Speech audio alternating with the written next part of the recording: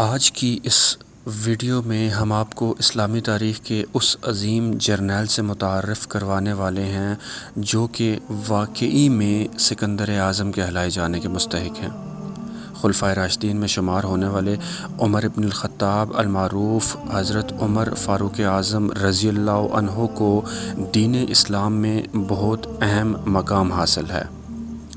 حضرت عمر فاروق رضی اللہ عنہ کے پاس منظم فوج تھی، نہ ہی جدید اسلحہ تھا، لیکن آپ رضی اللہ عنہ نے صرف 10 سال کے عرصے میں 22 لاکھ مربع میل کا علاقہ فتح کیا۔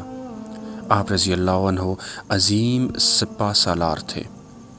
حضرت عمر رضی اللہ عنہ کے بارے میں رسول اللہ صلی اللہ علیہ وسلم نے فرمایا تھا کہ اگر میرے بعد کوئی نبی ہوتا تو وہ عمر ہوتا، لیکن مجھ پر نبوت تمام کر دی گئی ہے۔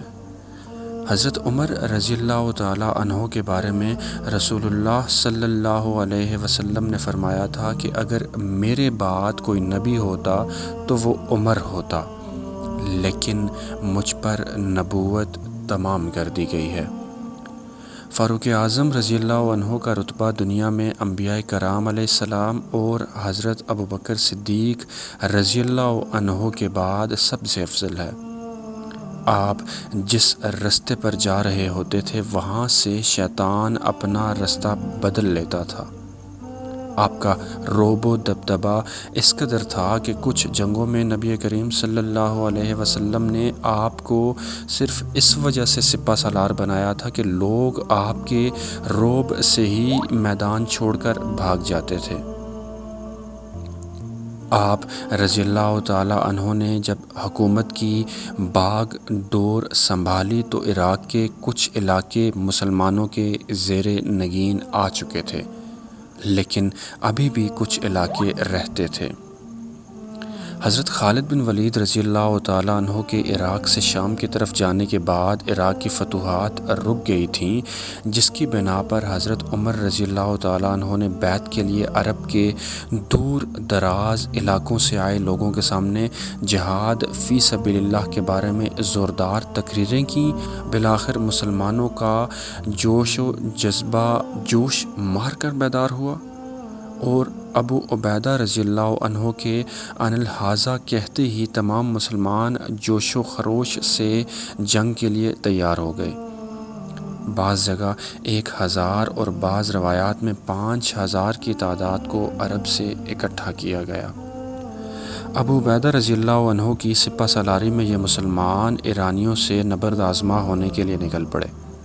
دوسری طرف عراق پر ہونے والی حضرت صدیق اکبر کے پہلے حملے کے بعد ایرانی بیدار تھے، لہٰذا انہوں نے بہادر جنگجو رستم کو سپہ سالار جنگ مقرر کیا اور مسلمانوں کے مقابل آ گئے۔ ابو عبیدہ رضی اللہ عنہ کی قیادت میں مسلم فوج ایرانیوں کے سپہ سالاروں کے ساتھ ان کی فوج کو بھی روندتی چلی گئی۔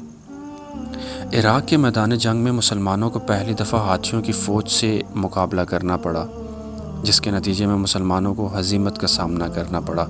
یہ ہزیمت حضرت عمر رضی اللہ عنہ کو بہت گراں گزری اور انہوں نے ولولہ انگیز خطاب کر کے عربوں کے جنگی لہو کو گرما دیا، جس کے سبب عیسائی مذہب کے لوگ بھی ایک قوم کی حیثیت سے جنگ میں شریک ہونے کے لیے تیار ہو گئے۔ یوں لشکر جرار ہیرا کے قریب دشمن سے نبرد آزما ہوا، دشمن فوج کو شکست کا سامنا کرنا پڑا اور ہزاروں کی تعداد میں اجمی قتل ہوئے۔ ہیرا کے قریب جہاں آج بغداد شہر آباد ہے، وہاں زمانہ قدیم میں بازار لگا کرتا تھا۔ حضرت ابو عبیدہ نے بازار پر حملہ کیا اور دشمن بھاگ کھڑا ہوا۔ بازار سے ڈھیروں مال و دولت مسلمانوں کے ہاتھ مال غنیمت کی صورت آیا۔ اس کے بعد دوسرے علاقوں کی طرف پیش قدمی شروع کر دی گئی۔ دوسری طرف ایرانیوں تک بھی یہ خبریں پہنچی تو وہ بھی چپ نہ بیٹھے اور انہوں نے بھی ایک نئی جنگ کی تیاری شروع کر دی۔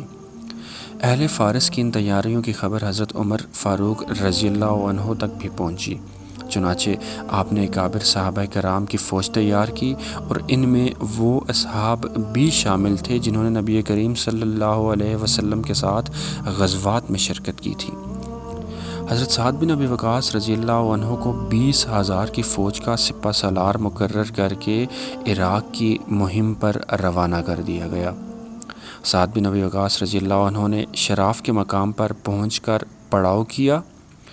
وہاں ان سے حضرت ابو عبیدہ کے بھائی جو کہ 8,000 فوج کے ساتھ اس عظیم فوجی کمک کا انتظار کر رہے تھے، انہوں نے آپ سے ملاقات کی اور حضرت ابو عبیدہ کے ضروری مشورے آپ تک پہنچائے۔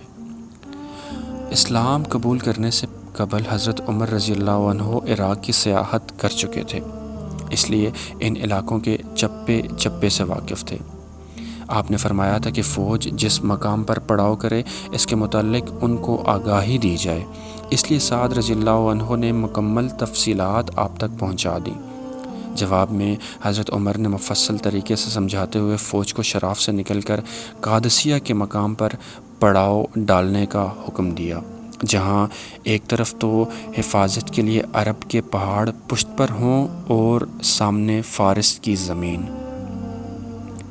اسلمی لشکر کی تشکیل اور پڑاؤ مکمل طور پر ڈالنے کے بعد سپہ سالار نے مقرب اصحاب کو دربار ایران میں سفارت کاری کے لیے بھیجا، لیکن دولت کے نشے سے چور اہل فارس نے عرب کے لوگوں کو کسی بات کی اہمیت نہ دی، یوں یہ دعوت ناکام ہو گئی۔ اس کے بعد بھی کچھ عرصہ خاموشی چھائی رہی۔ رستم سابات کے مقام پر 60,000 کی فوج کے ساتھ پڑاؤ ڈالے ہوئے تھا اور یزد گرد کی تاکید کے باوجود جنگ سے کنی کترا رہا تھا۔ مسلمان ارد گرد کے علاقوں پر حملہ کرتے اور رست کے ساتھ مال مویشی وغیرہ قابو کر لاتے۔ یہ معاملات لمبے ہوتے گئے تو رستم کو جنگ کے لیے آنا پڑا۔ اس کی فوج نے سابات کے مقام سے نکل کر قادسیہ کے میدان میں پڑاؤ ڈالا اور رستم کی آنا کانی ایک بار پھر شروع ہو گئی۔ مسلمان سپہ سالار کی جانب سے اس کو 2 شرائط پر عمل کرنے کو کہا گیا، لیکن نہ وہ مسلمان ہونے پر تیار ہوا اور نہ جزیہ دینے پر راضی ہوا۔ عرب کے بدوؤں کو بطور حکمران تسلیم کرنا ان کے لیے ممکن نہ تھا، چنانچہ نہایت غصے میں اس نے اعلان جنگ کیا اور رات بھر وہ جنگ کی تیاری کرتا رہا، اور اگلے دن قادسیہ کا میدان انسانوں کا جنگل محسوس ہو رہا تھا۔ ایرانی فوج اپنے پیچھے کالی آندھی لیے کھڑی تھی جس نے 2 دن مسلمانوں کو نقصان پہنچایا، لیکن تیسرے دن فارسی نو مسلموں کے مشورے سے ہاتھیوں کا سد باب کر لیا گیا۔ ہاتھیوں کی سونڈیں اور آنکھیں ناکارہ کر دی گئیں، اور ہاتھیوں کے میدان سے فرار ہوتے ہی مسلمان فوج کے حوصلے بلند ہوئے اور زوردار معرکہ شروع ہوا۔ رستم استقامت اور بہادری کے ساتھ مقابلہ کرتا رہا، لیکن آخر کار اسے فرار ہونا پڑا۔ اس نے جان بچانے کے لیے نہر میں چھلانگ لگائی تاکہ تیر کر فرار ہو سکے، لیکن مسلمان سپاہی بلال نے اس کی کوشش ناکام بنا دی اور اس کو قتل کر دیا۔ اس کے ساتھ ہی دین اسلام کا علم بلند ہوا اور مسلمانوں کو فتح نصیب ہوئی۔ دور فاروقی میں مسلمان کن کن علاقوں کو فتح کرنے میں کامیاب ہوئے اور کہاں کہاں تک دین اسلام کا جھنڈا گاڑا، اس بارے میں جاننے کے لیے ہمارے چینل کے ساتھ رہیے۔